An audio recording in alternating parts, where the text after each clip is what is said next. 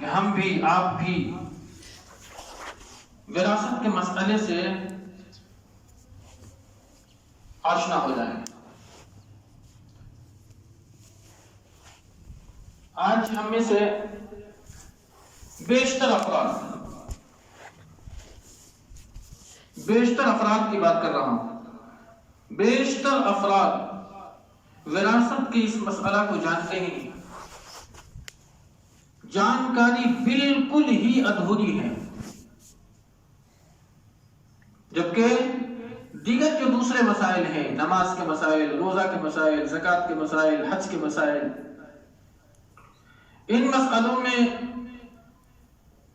بہت حد تک ہم لوگ جانکاری رکھتے ہیں، جانتے ہیں مسائل کو. لیکن اگر آپ دیکھیں کہ قرآن حکیم نے اس مسئلے میں نماز، روزے، زکوٰۃ، حج، اس پر جتنی تفصیل سے گفتگو نہیں کی ہے، اس سے کہیں زیادہ تفصیل اللہ رب العالمین نے وراثت کے مسئلہ پر کی ہے. اب پورے قرآن میں تقریباً 82 مقامات ہیں جہاں اللہ نے نماز کا ذکر کیا ہے، زکوٰۃ کا ذکر کیا ہے. صرف اللہ رب العالمین فرماتا ہے اقیموا الصلاۃ وآتوا الزکاۃ، نماز قائم کرو، زکوٰۃ ادا کرو.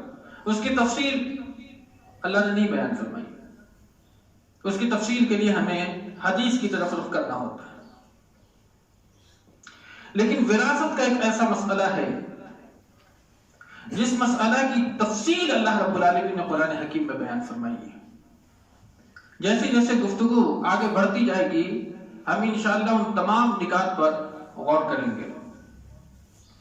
سب سے پہلے جس صورت کے اندر میں اللہ رب العالمین نے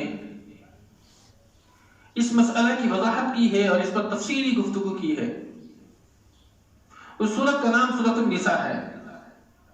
یعنی نام ہی عورت ہے، نساء، عورت کے مسائل. اس آیت کی ابتدا سے لے کر تقریباً 2 آیات اگر آپ مطالعہ کریں تو اس میں اللہ رب العالمین نے بڑی اہم گفتگو کی ہے. پہلی آیت کریمہ کے اندر جو ہم خطبہ مسنونہ کے بعد پڑھیں، یا ایھا الناس اتقوا ربکم الذی خلقکم من نفس واحدہ، اس آیت کریمہ میں اللہ رب العالمین نے تخلیق کے 3 مراحل کو بیان فرمایا.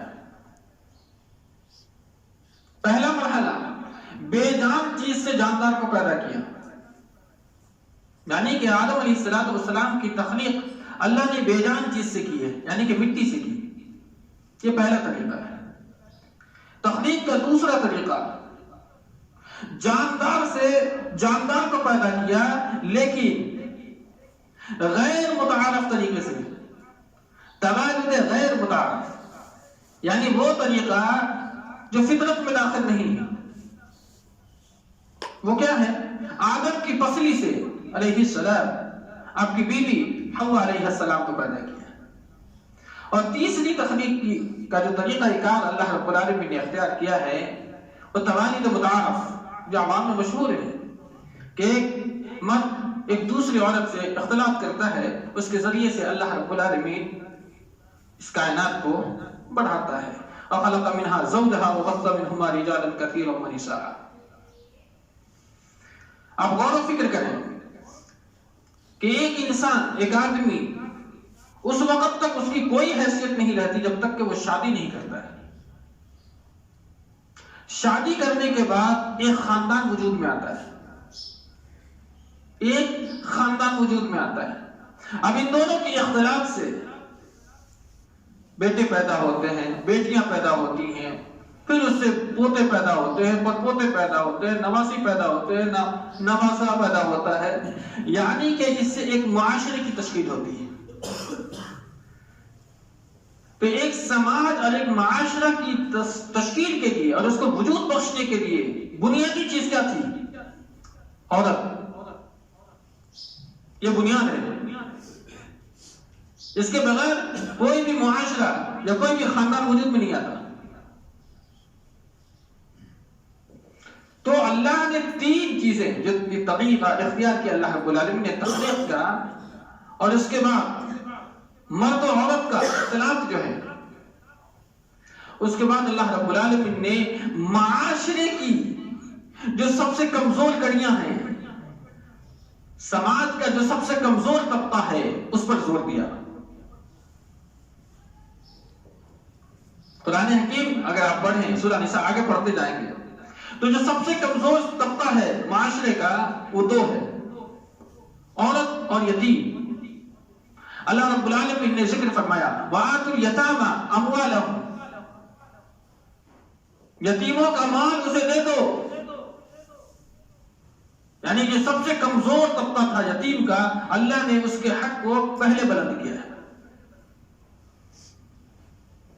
یتیم کا مال لوگ کھا جاتے ہیں، ہڑپ کر جاتے ہیں، اس کے مال کو غصب کر دیتے ہیں،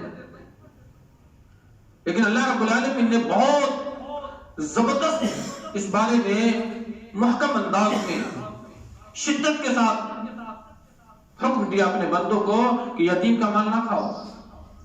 جو لوگ یتیم کا مال کھاتے ہیں وہ گویا مال نہیں ہے، وہ جہنم کی آگ اپنے پیٹ میں بھر رہے ہیں۔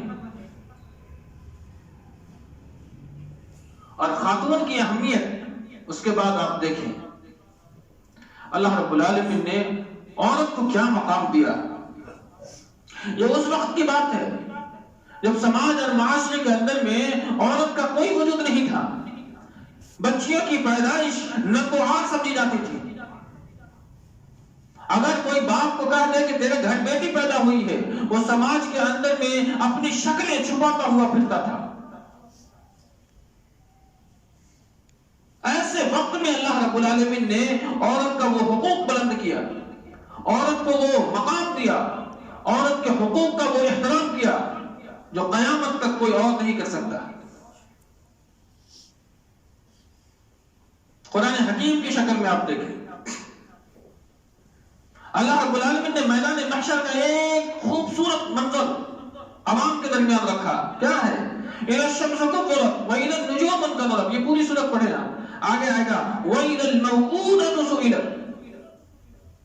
زمانے جاہلیت میں بچیوں کو زندہ درگور کر دیا جاتا تھا۔ اللہ نے میدان محشر کے انجام کو بتایا کہ تم بچیوں کو زندہ درگور کرتے ہو، تمہارا حشر بہت برا ہونے والا ہے۔ وَإِذَا الْمَوْءُودَةُ سُئِلَتْ، ان بچیوں سے پوچھا جائے گا بِأَيِّ ذَنبٍ قُتِلَتْ، تمہاری یہ خطا کیا تھی، تمہاری غلطی کیا تھی، تمہیں کس جرم کی پاداش میں زندہ درگور کر دیا گیا۔ اور ہم جانتے ہیں کہ جب اللہ حساب کرنے پر آ جائے گا تو پھر آپ کا بچنا بہت مشکل ہے۔ اللہ نے سرسری نگاہ کر دی، چلو چلو تو ٹھیک ہے، لیکن روک دیا، پھر آپ کو وہاں سے نکلنا بڑا مشکل ہے۔ اسلام نے عورت کا وہ مقام عطا کیا کہ عورت اگر ماں بنتی ہے تو اللہ رب العالمین، اللہ کے رسول نے فرمایا کہ ماں کے قدموں کے نیچے جنت ہے۔ وہی عورت اگر بیٹیوں کی شکل میں ہوتی ہے تو بیٹیوں کے ساتھ حسن سلوک کرو، باعث دخول جنت ہے، دخول جنت کا ذریعہ ہے۔ وہی عورت اگر بہن ہے اس کے ساتھ حسن سلوک کرو، یہ بھی باعث دخول جنت کا ہے۔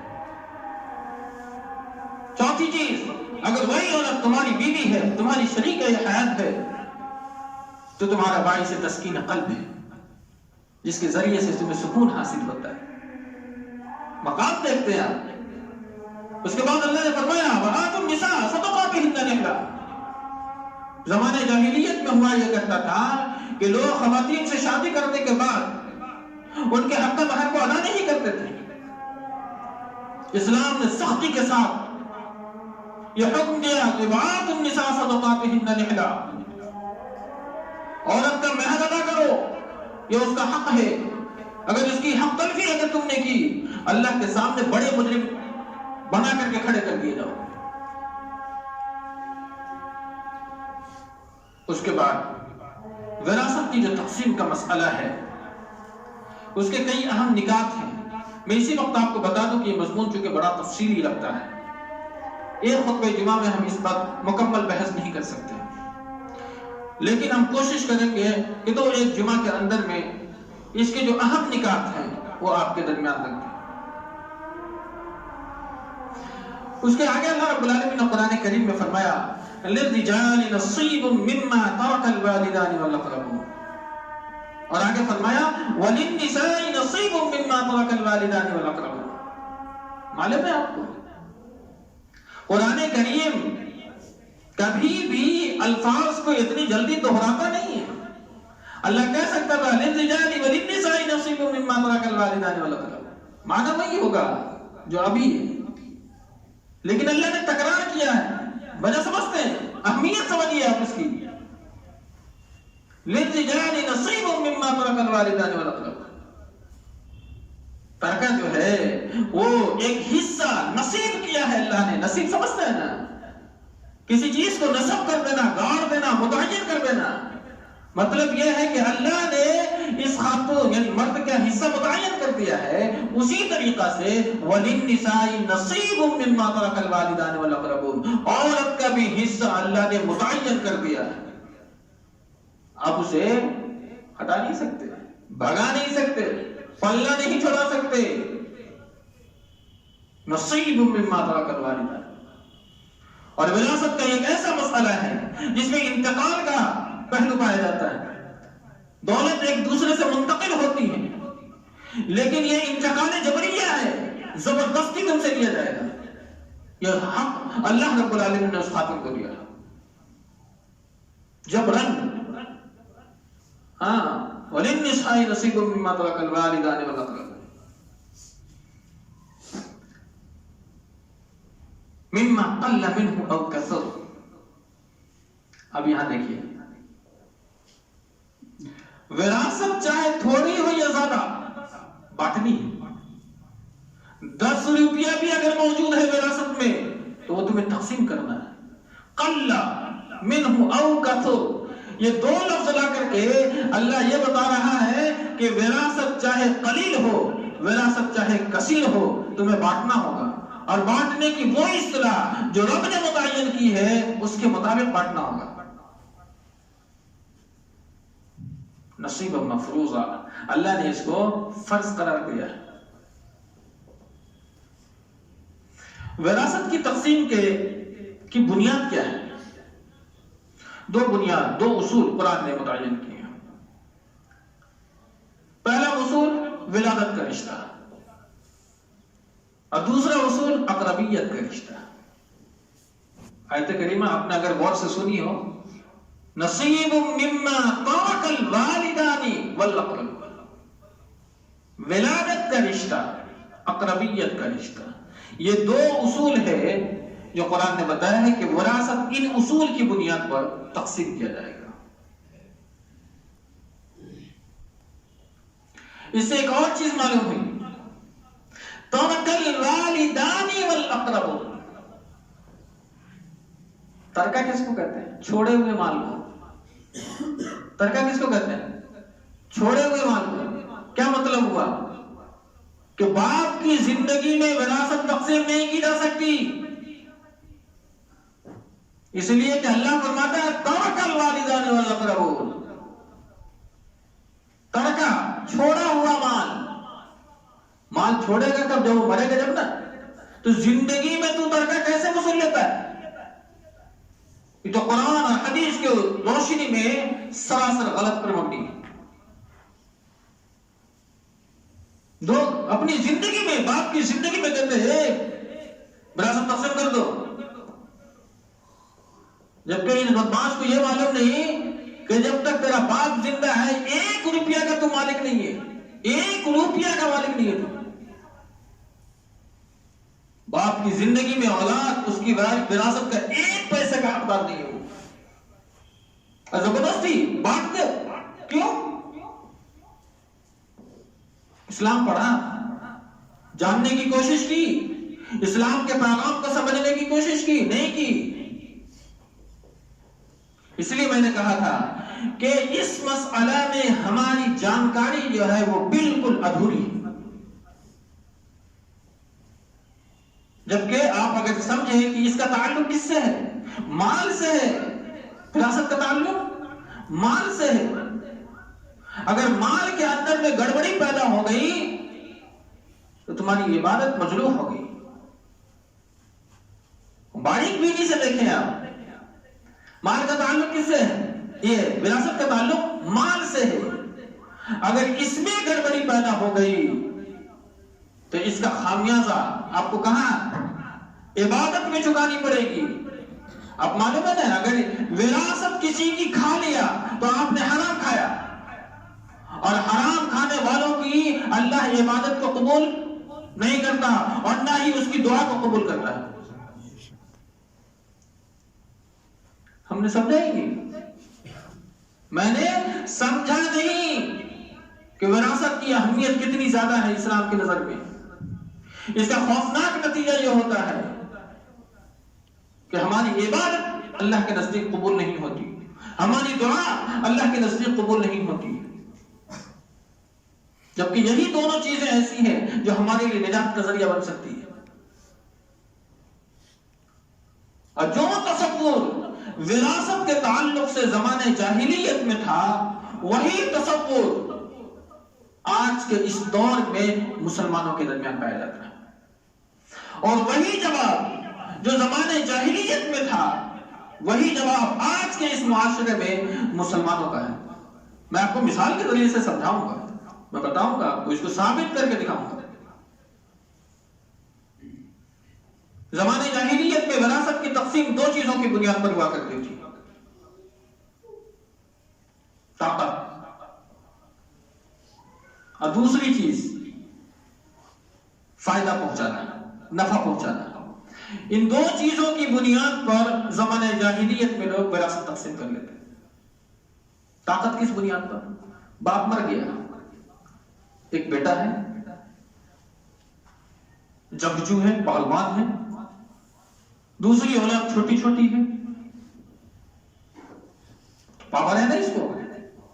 اب اس نے اپنی طاقت کی بنیاد پر باپ کی وہ ساری دولت اپنے حصے میں رکھ لیا. اس طور پر زمانے جاہلیت میں وراثت بانٹا جاتا تھا.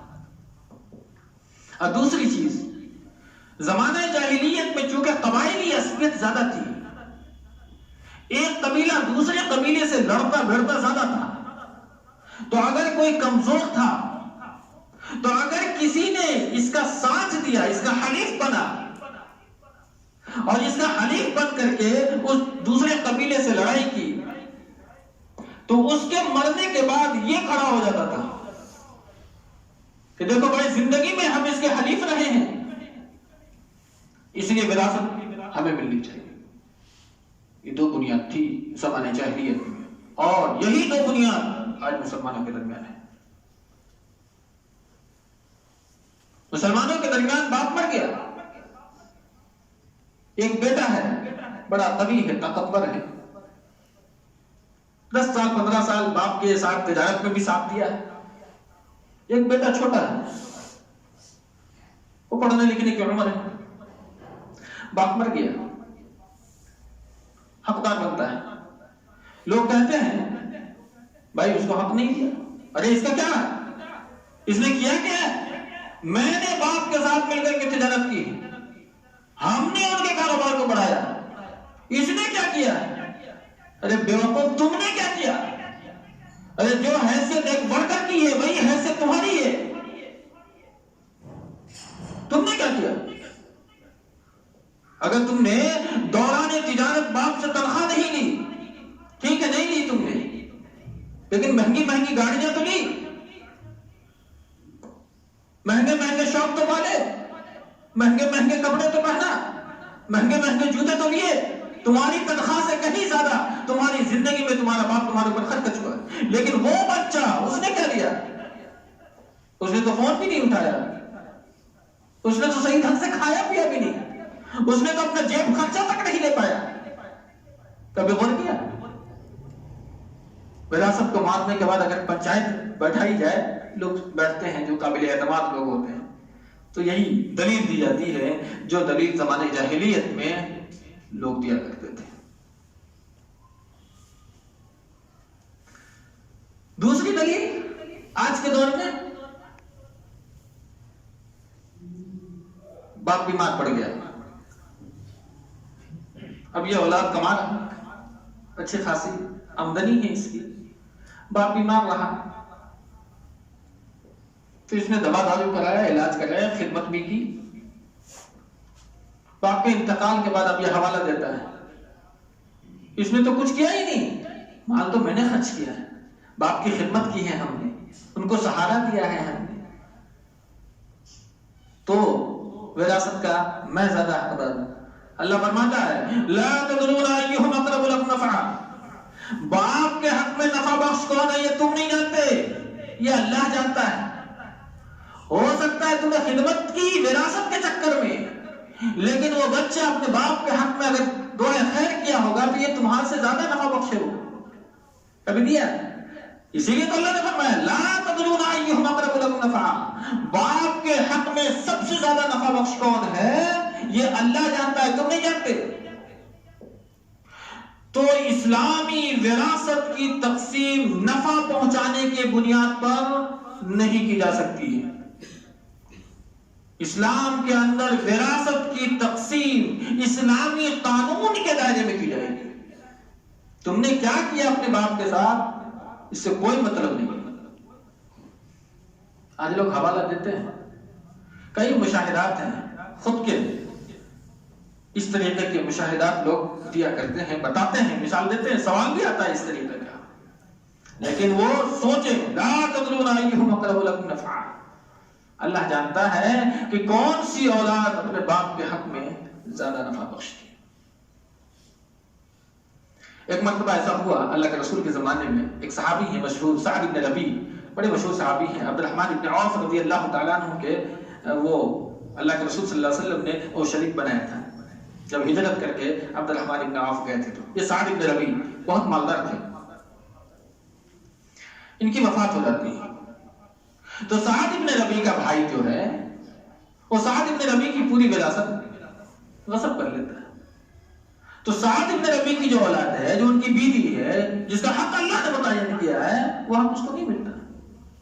ترمذی کی صحیح روایت ہے، اللہ کے رسول صلی اللہ علیہ وسلم کے پاس آتے ہیں، کون؟ سعد بن ربیع کی بیوی اور ان کے بچے۔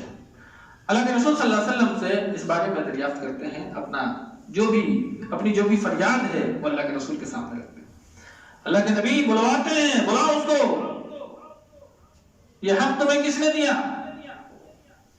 وراثت کی تقسیم اسی طریقے پر ہوگی یہ جو تقسیم رب نے کی ہے، اور اللہ کے رسول صلی اللہ علیہ وسلم نے اسلامی قانون کے دائرے میں وہ وراثت کو تقسیم کیا، اور جس کا جو حق تھا ان کے حوالے کر دیا۔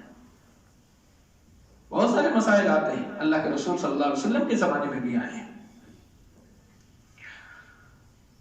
وراثت کی ایک اور اہم بات میں آپ کو بتا دوں،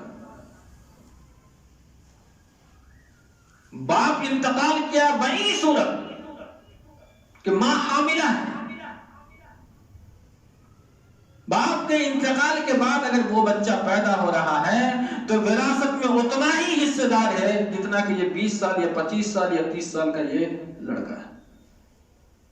محض اس بنیاد پر کہ وہ ابھی پیدا ہوا ہے اس کو وراثت سے محروم کر دینا یا اس کو تھوڑا بہت دے دینا نہیں، وہ برابر کا شریک ہے باپ کی وراثت میں۔ یہ پوائنٹ اسلام کی نظر میں وراثت کی اہمیت کیا ہے، چند نکات میں آپ کے درمیان رکھتا ہوں۔ وراثت ایک ایسی شے ہے جس کا تعلق ہر انسان سے ہے، چھوٹا ہو، بڑا ہو، بوڑھا ہو، عورت ہو، مرد ہو، بچہ ہو، سب سے اس وراثت کا تعلق ہے۔ دیگر عبادات کا تعلق نہیں ہے۔ اگر اللہ رب العالمین نے اگر آپ کو مال نہیں دیا ہے تو آپ حج نہیں کر سکتے، اللہ نے آپ کو اس سے بری کر دیا، مال نہیں ہے، وسعت نہیں دی، آپ بری ہیں، آپ حج نہیں کریں گے۔ لیکن مال ہو نہ ہو، بچہ ہو، بوڑھا ہو، جوان ہو، عورت ہو، مرد ہو، یہ مسئلہ جو وراثت کا ہے یہ سب سے تعلق رکھتا ہے۔ اس کی اہمیت آپ اس سے لگا سکتے ہیں، اس کا اندازہ لگا سکتے ہیں۔ دوسری چیز جو میں نے خطبہ کے آغاز میں ہی بتایا تھا، جتنی تفصیل کے ساتھ اللہ رب العالمین نے وراثت کے مسئلہ کو بیان کیا ہے قرآن حکیم کے اندر، یہ اتنی تفصیل سے کسی اور عبادت کو ذکر نہیں کیا ہے۔ احکام کے مسائل میں سب سے زیادہ تفصیل اللہ رب العالمین نے وراثت پر کی ہے۔ اس سے اندازہ آپ لگائیں کہ اس کی اہمیت کیا ہے،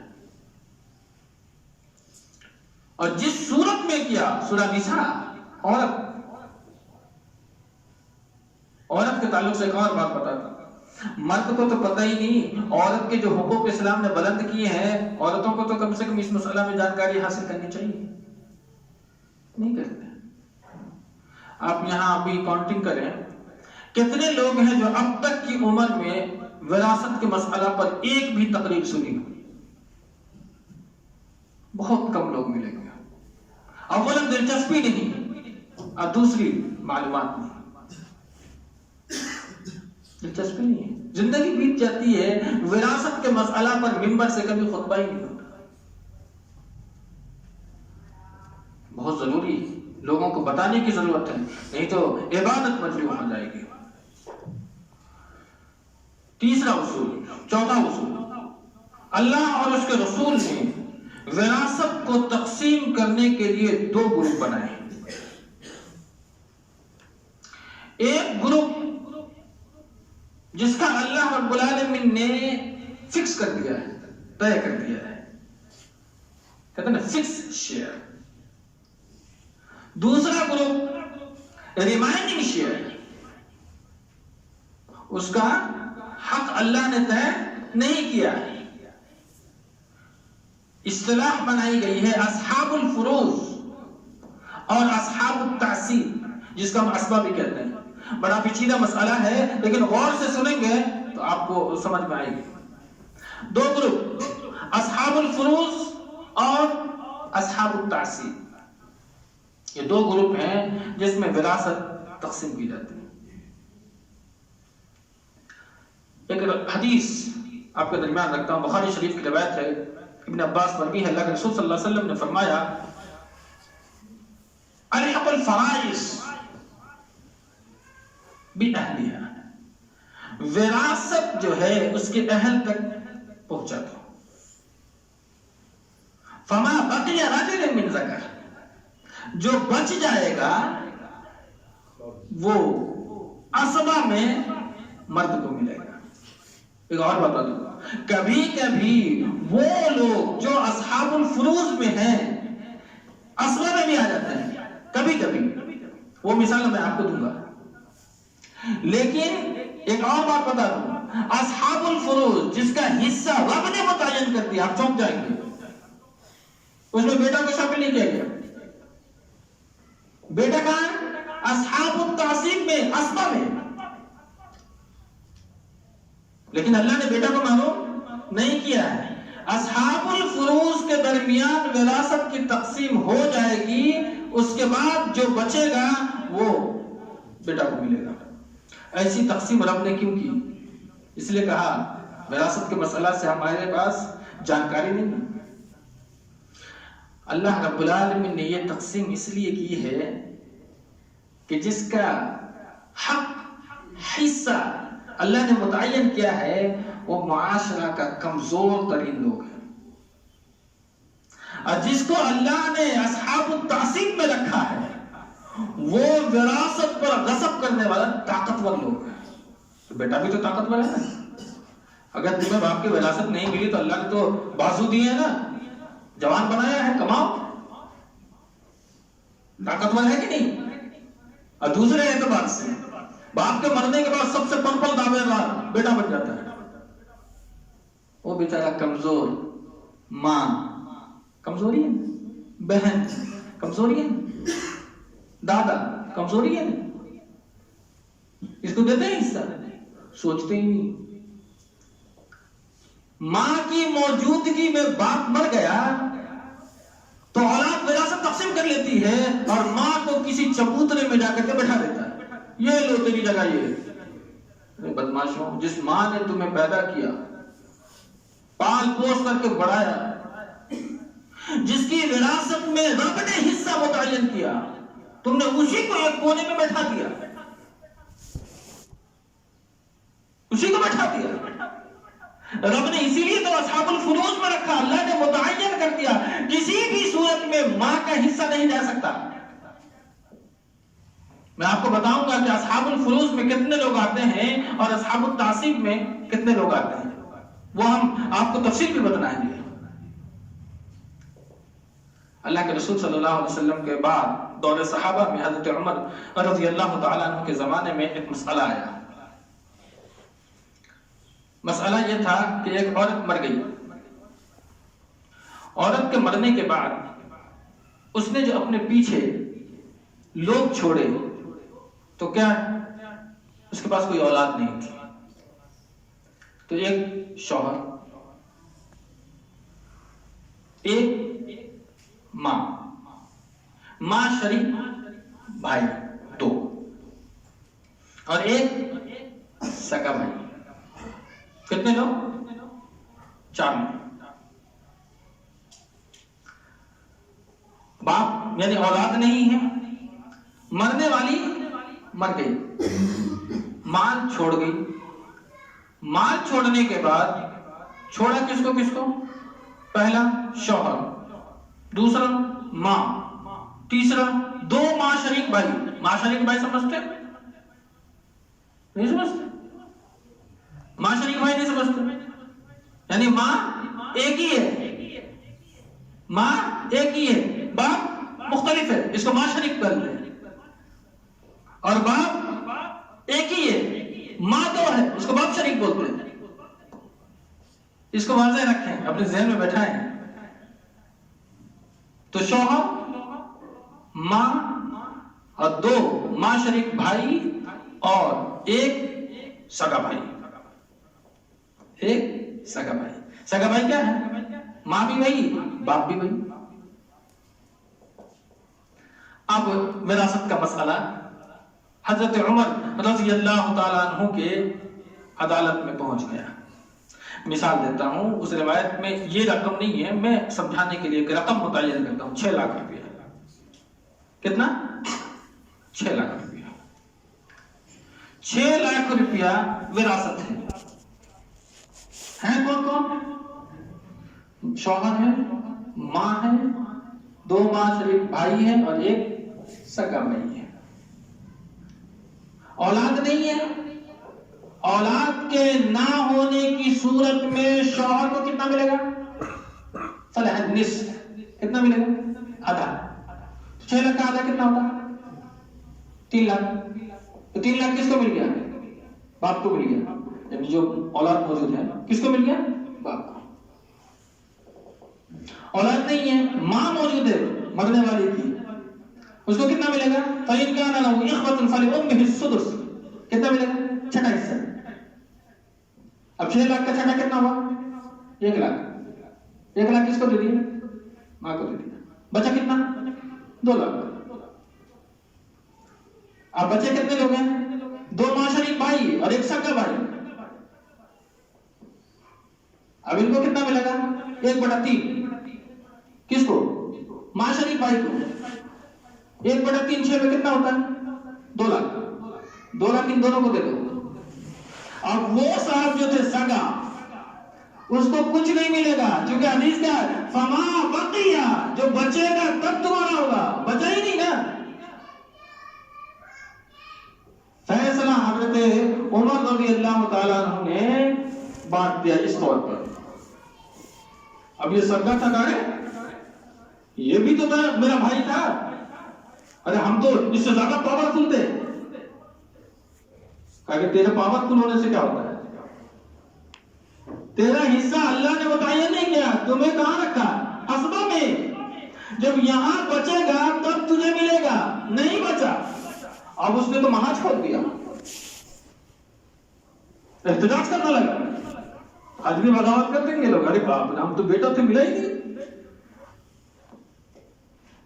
پھر حضرت عمر نے 2 ماں شریک بھائی کو بلایا، کہا کہ تھوڑا بہت اس کو بھی دے دیں، جھگڑا ختم کر۔ تو وہ دونوں ماں شریک بھائی جو ہیں وہ ان کو بھی تھوڑا بہت دیا، لیکن یہ فیصلہ یہ حضرت عمر کا اجتہادی تھا. اللہ اور اس کے رسول کا قانون یہ تھا کہ بچے گا تو ملے گا, نہیں بچے گا تو نہیں ملے گا. چونکہ یہ بھائی تھا نا, بیٹا ہوتا تو حصہ موجود ہوتا, بیٹا ہوتا تو حصہ کسی بھی صورت میں موجود ہوگا. حالانکہ آپ عصبہ میں ہیں, بیٹا عصبہ میں ہے, پھر بھی حصہ ملے گا, اس لیے کہ رب کی تقسیم اس بنیاد پر ہے. اس لیے میں نے کہا نا, کبھی کبھی عصبہ میں جو لوگ فروز میں ہیں اسے بھی کبھی کبھی عصبہ میں کھینچ لیتا ہے. اگر بیٹا عصبہ میں ہے تو بہن کو بھی کھینچ لے گا, کھینچے گا کہ نہیں کھینچے گا؟ تو اس لیے بیٹے کا جو حصہ ہے جو رب نے متعین کیا وہ تو ملے گا ہی, لیکن اللہ نے اسے کہاں رکھا ہے؟ عصبہ میں رکھا. تو حضرت عمر کے اس فیصلے کو بعض علماء نے تو مانا ہے, لیکن اکثر علماء نے یہ کہا ہے کہ یہ حضرت عمر رضی اللہ تعالی عنہ کا اجتہادی فیصلہ تھا. شریعت میں انہیں کوئی حصہ نہیں دیا, انہیں کوئی حصہ نہیں ملے گا. تو اس طور پر جو ہے وہ تقسیم ہوتی ہے. میں انشاءاللہ آنے والے جمعہ میں اس سے آگے کی جو تفصیل ہوگی ضرور رکھیں گے, اور امید کرتے ہیں کہ آپ حضرات جو آج شامل ہیں آنے والے جمعہ میں بھی ضرور آئیں, کیونکہ وراثت کا مسئلہ بہت ہی اہم مسئلہ ہے. آپ کی زندگی میں ہم میں سے ہر انسان کو اس مسئلے سے واقفیت اور جانکاری ہونی چاہیے. اللہ تعالیٰ سے رب العالمین ہمیں آپ کو نیک عمل کی توفیق دے. آمین. آخر دعوانا الحمدللہ رب العالمین.